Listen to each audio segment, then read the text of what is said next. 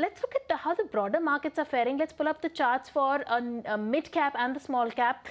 We do see mid caps also trading with gains of 1.5% coming in on Nifty mid cap, and Nifty small cap also trading with gains of 1.4%. So the broader markets are also on fire. In fact, they are outperforming the benchmark indices as of now. But let's get on board the next guest. HM Bangur, who's the MD and of Shree Cement, is joining us now. Hi, Mr. Bangur. Thank you so much for taking the time out and joining us.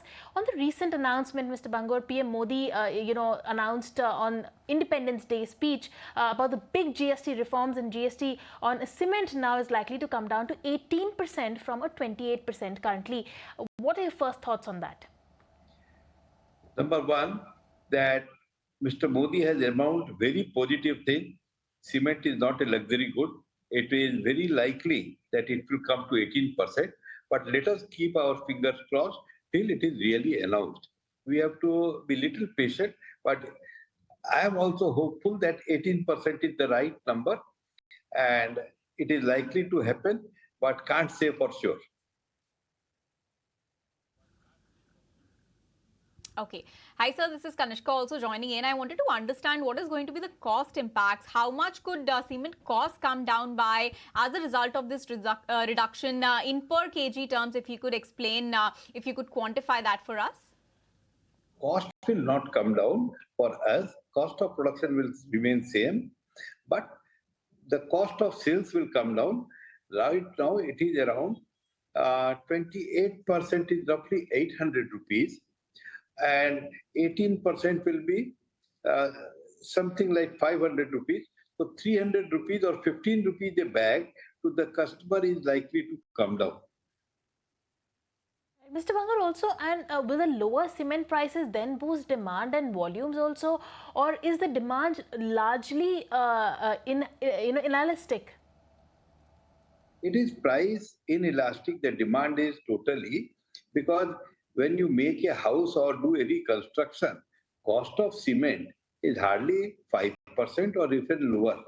So in those 5%, some 300 rupees, that is 10%, means less than a percent difference in the prices of the construction cost will be there, which is not likely to change much of the demand. But this is in the short term. In the long term, with lower cost, better infrastructure, and everything positive is going to happen. But in short term, nothing. It is a long-term story where the prices will decide the project cost, and then the things will happen. Okay, so that's about GST, but talking about pricing and demand trends otherwise, how have pricing trends shaped up of late? They've been flat this quarter so far on a sequential basis, but do you expect a jump in prices once monsoon ends? Could that be a possibility? Yes, right now the demand is really low. The monsoon has been good, which is a problem in short term, but which is a bonanza for long term. If the earth has lot of moisture, lot of water with us, future the production of the crops will be better. India's GDP will increase, and cement industry is a reflection of Indian GDP. So right now there is some difficulty in dispatches because of monsoon, where a lot of problems are there. The monsoon has been good, but in the near future, once the monsoon is over, prices are definitely likely to rise. But Mr. Agarwal, on that, how much of an impact has the uneven rainfall had on demand across regions? This type of uneven rainfall is there every year. Now, because of the better awareness, it is well known to the every public.